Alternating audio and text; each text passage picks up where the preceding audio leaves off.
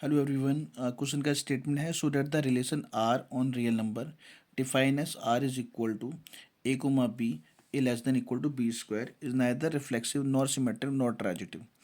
इसने बोला है कि एक रिलेशन है जो रियल नंबर में डिफाइन है। रिलेशन इस तरीके से है कि ए रिलेट टू बी जब होगा जब आपका A less than equal to B square होगा। इसको हमें प्रूफ करना है कि ये रिफ्लेक्सिव भी नहीं है, सिमेट्रिक भी नहीं है, ट्रांजिटिव भी नहीं है। ठीक है, तो देखो इसका सॉल्यूशन। सबसे पहले आपको गिवन है relation a comma b a less than equal to B square. ठीक है, और सबसे पहला आता है यहाँ पे रिफ्लेक्सिव।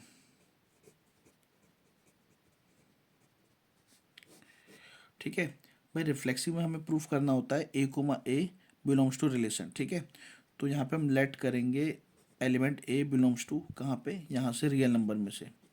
ठीक है, तो ए कोमा ए का मतलब हो गया, ए कोमा ए का मतलब क्या हो गया, A less than equal to A square. ठीक है, A less than equal to A square for real number. मगर A less than equal to A square कुछ रियल नंबर्स के लिए तो ट्रू है ही नहीं। जैसे अगर मान लो ए को हमने एक से छोटी वैल्यू पुट कर दी, जैसे 1/2 पुट कर दिया। अगर मैं ए को 1/2 पुट करता तो 1/2 लेस देन इक्वल टू 1/2 का स्क्वायर मतलब 1/4, वो तो होता ही नहीं। तो लिखोगे कि which is not true, which is not true for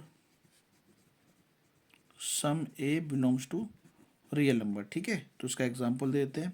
four a is equal to 1/2, 1/2 is not less than 1/2 का होल स्क्वायर।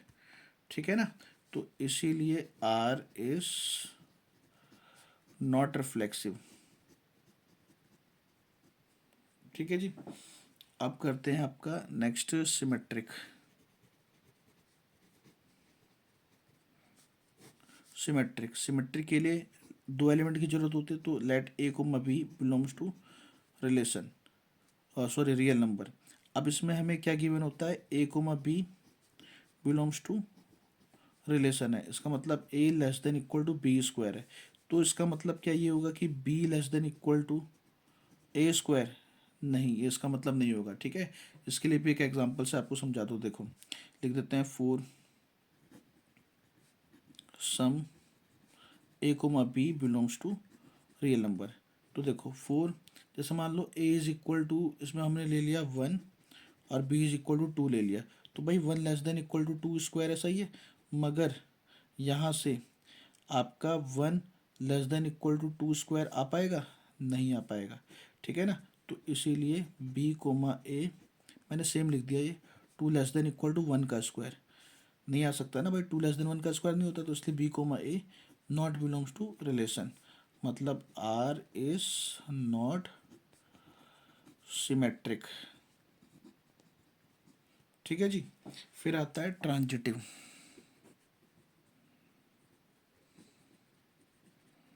ट्रांजिटिव में 3 एलिमेंट्स की जरूरत होती है, तो लेट करेंगे let A B and C belongs to real number. ठीक है, अब इसमें हमें A comma B belongs to relation given होता है और B comma C belongs to relation given होता है। हमें A comma C belongs to relation proof करना होता है। अब ए और बी रिलेशन में है, इसका मतलब क्या हो जाएगा कि A less than equal to B square होगा। इसका मतलब B less than equal to C square होगा।